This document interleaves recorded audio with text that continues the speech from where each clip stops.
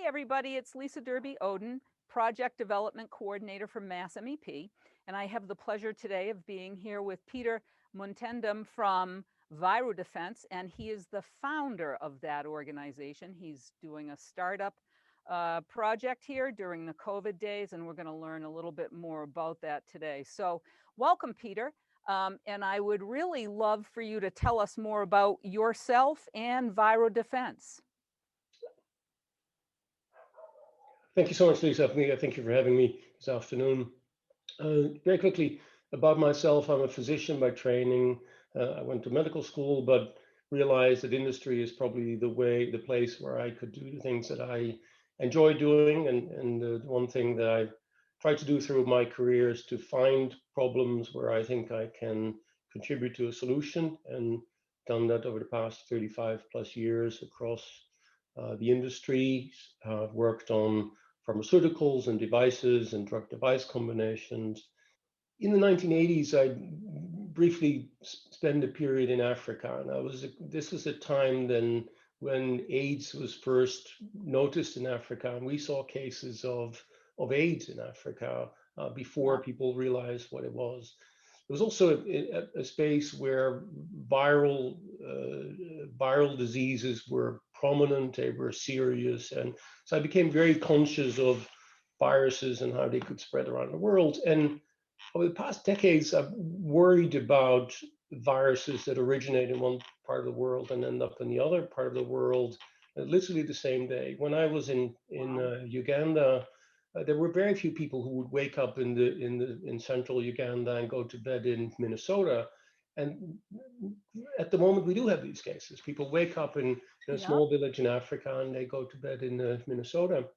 In the meantime, they might have changed planes somewhere in Paris or Amsterdam or Brussels, etc. So the possibility for viruses to spread globally at a much higher speed than they've ever done before has been there for decades. And I think the big surprise was that something that what happened right now really hasn't happened since the Spanish flu in the early part of the last century.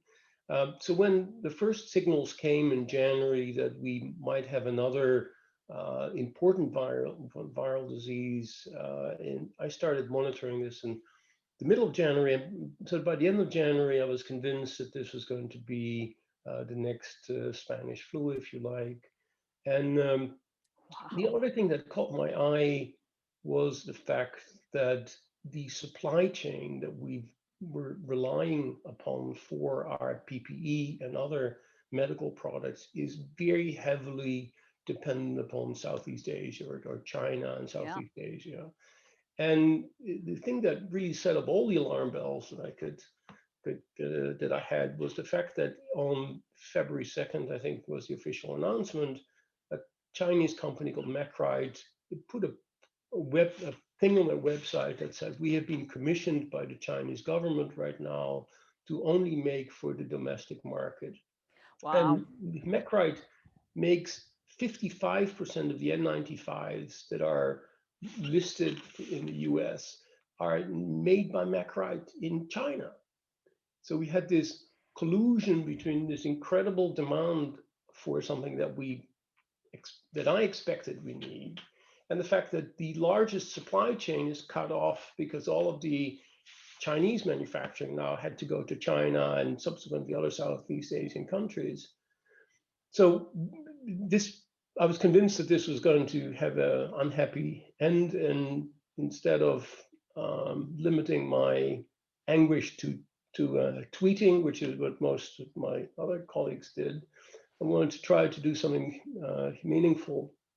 And I had worked with Brill Corporation in the past, and I think it was late January that for the first time, reached out to them, and that sort of kicked off this whole project. You know, that whole story is like totally fascinating to me, that whole world view of it. And I imagine you had some sleepless nights back then when all of this started to occur to you. I know certainly if I was thinking about those things, I would have. So I commend you for, wanting to make a dent in this and step up and do that. Um, I'm guessing that since you're doing a startup initiative during COVID, there's so many businesses that are struggling and having such a tough time and even closing down and that kind of thing, that you probably have a little bit different view there than startups might also have. Do you have any stories there that you want to share about being, in that startup phase? But as I trust you're aware of, is that it had put a lot of things on its head. Correct? Companies that were struggling because they could never get business suddenly got business more than they could handle. Correct? Because Yeah, they yep, were true. they were providing a service that was suddenly in incredible demand. And then companies that had a viable business for as long as mankind exists, from restaurants to travel to et cetera, Yep, were suddenly going to zero. So I think we were in a position where they're not so different from other companies.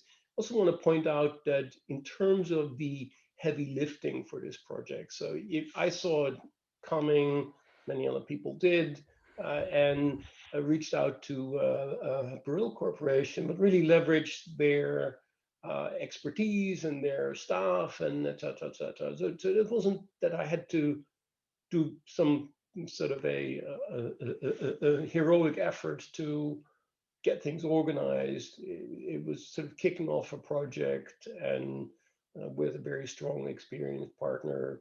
Um, and it isn't that I was sort of personally scared, because people like me work on Zoom and whatever, and we can pretty well insulate ourselves. My wife was making masks. We very early on came up with a design from China that she modified, and we put high quality filters in, etc. We can isolate ourselves, insulate ourselves. But obviously, there are thousands and thousands of people who work on the front lines, and the most frightening sight were these people who were taking swabs of people yes. in the pictures with absolutely completely inadequate protection. So it wasn't so much my personal fear, but um, this unbelievable sight that in a country like the United States and many European countries as well, that we didn't have the most basic PPE to protect our medical frontline workers. And obviously, in January, few people were talking about this. Even in the middle of February, few people were Right. talking about it. It wasn't until March, when it was all over CNN, and N95s was a completely unknown concept, except a small in-group, in-crowd that worked with N95. And suddenly N95, the entire world knew what they were. Yeah. But it really is just a horrible lack of preparedness for basic things that we knew we needed at some Yeah. point. Well, I know you've mentioned Baril Corporation. I know that's been a very strong partnership for you during this process. Is there anything else that you would like to tell us about your partnership with them? It is great to have ideas, but most ideas are not going anywhere until you have a partner that can turn it into something that works. And so uh, this N95 business is not easy. They're difficult to design, difficult to make. Sourcing of the materials very quickly became a real challenge, and because suddenly the U.S. realized that they didn't have the PPE, and suddenly everyone wanted to make it, and but also discovered that the materials that you need to make these were no longer made in these large quantities in the U.S. because China made the materials as well. So it Right. wasn't just the making the physical entity. You need the incoming, you need your supply chain of these materials.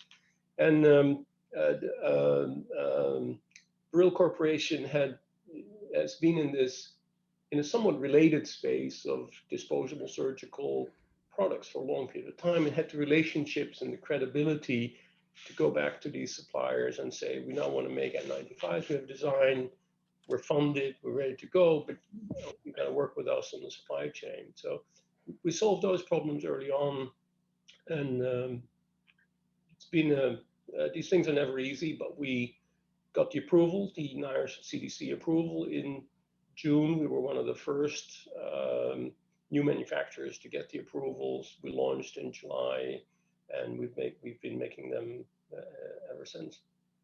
So how many are you making right now, and what's your goal with all of the production? Yeah, at the moment we're a little over 400,000 a week that we make, and they're sort Wow. of just in time shipping. We make them, and they Yep. at the moment they go in the box, they go out the door. Our goal is to ramp up the production to around 1 million in November, so over the next 4 to 6 weeks to go up to 1 million a week, and that's Wow. it's a meaningful number. Still, once you've worn an N95 and you wear a surgical mask, you see how big the difference is, and there's still a lot of people who wear inadequate protection, people who do eye exams or primary care, etc. The majority of people wear a surgical mask will give you some protection, but it's really the kind of unnecessary risks that I think you can eliminate with a better mask.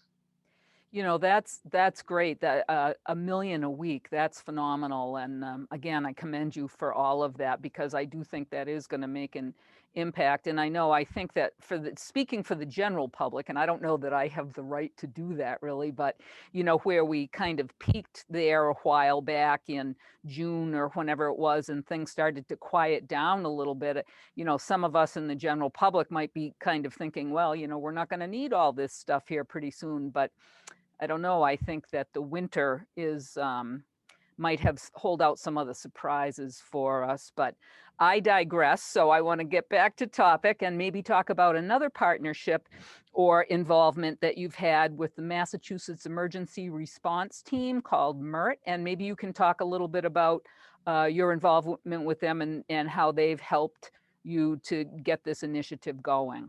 Yeah, it's great. It's been a very valuable for us. The key ingredients for success in our world are an idea and a way to implement it and a way to finance it. And so it's great to have an idea and it's great to have a way to implement it, but if you don't have the financing, and obviously we wanted to do this quickly, and we also wanted to do this which in a way that wasn't opportunistic economically.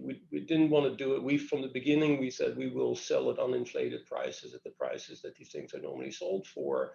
And so we were looking for parties to help us finance this, who weren't here to say, yeah, I can charge $6 for it and I sell it to the highest bidder. We wanted to sell it where it was needed most at the price level. So it was surprisingly hard to get people to participate financially. I ended up mostly self-financing, and I'm by no means a wealthy individual who could afford to do this. But once you get into it, you keep on going. And I'm very fortunate to have a friend who participated in a material manner as well. But really, it's disappointing that we couldn't get anyone else, and sort of frustrated. We were trying to find other sources, and then the MERT program was announced, and we applied, and great support from the Baker administration to get our second line funded. And with the second line, we got the momentum. If you make 100,000 a week or 200,000 a week, you really don't have the leverage to play. Right. You really need to get to a certain mass volume, and with the second line up, we were able to get the momentum to then self-fund the third line and our fourth line. So it really was a catalyst that we needed, and it came at the right time. That's wonderful. It's really great to hear the stories of how that program has helped in this initiative, because I know that certainly was their goal. I know that you talked about working with Beryl, and so you probably aren't the one doing a lot of hiring of people. It would probably maybe be more the Beryl Corporation who's hiring people and bringing them on board for these initiatives. Is that correct? Yeah, despite the fact that obviously if you make 1 million a week, it's largely an automated process. They're big machines that do most of the production. There's actually there is still considerable manual involvement with this, and I think Beryl early on estimated that we would be hiring about 85 people at Beryl to manufacture this. This is in Haverhill, Massachusetts. So people from the surrounding towns are providing that labor, and it's a great sort of side effect of what we do is that you can offer meaningful employment in an area where there are some pockets with high unemployment because of some other industries got hard hit. So it's great to see the productivity, the growth there, and it's good that we're making a product, selling it at a reasonable price, at the same time generate a good operation for Beryl and for the people who work there. Yeah, I think that's great. I do think that that's sort of one of the silver linings of COVID, if you will. I think that's wonderful. Okay, so I would like you to maybe share with us what you think one challenge was, one success, and one new discovery that all of this has resulted in for you. Well, the two key challenges are I already mentioned. It was supply chain and supply chain and money. I think those were the key hurdles that we ran into. One additional challenge that came as a big surprise to us when we approached NIOSH. So NIOSH, the National Institute for Occupational Safety and Health, part of the CDC, regulates these N95s. And when we approached them and said we have a surgical N95, they said, "Sorry, we're not reviewing these right now." And we're like, "This is like if you're in the middle of wartime and someone has bullets and they're saying we're not accepting any new applications for the military equipment." But that got resolved, and we had this sort of special application that we went through very quickly. So my compliments to them to managing the application that we did submit fairly quickly. The success, I think we talked about that in the sense that we got it working. Some of these things all seem easy and doable when you start. I've been involved with those throughout my career.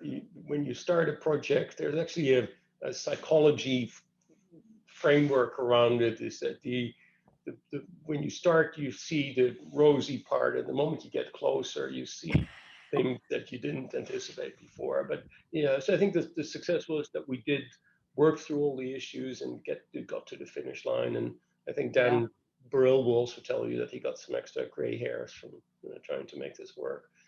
And I think in terms of new discoveries for me, so I've been in the commercial sector for all of my career, a physician, but I've been in the corporate life all of my career, and really enjoyed working with the part of the Baker administration that helped us get also the other political connections that we had standby to help us in Washington if we needed.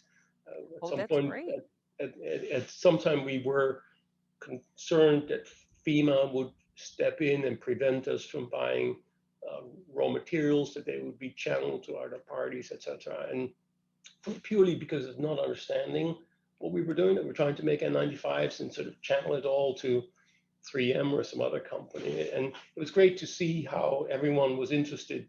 Everyone sort of got at what we were trying to do, supported it, and said, I'm here. Here's my cell phone number. If you need me, call me. So it's really great to see how people have the heart in the right place and are willing to help make this work. So it's been a great journey, and I want to thank everyone for helping us getting this done.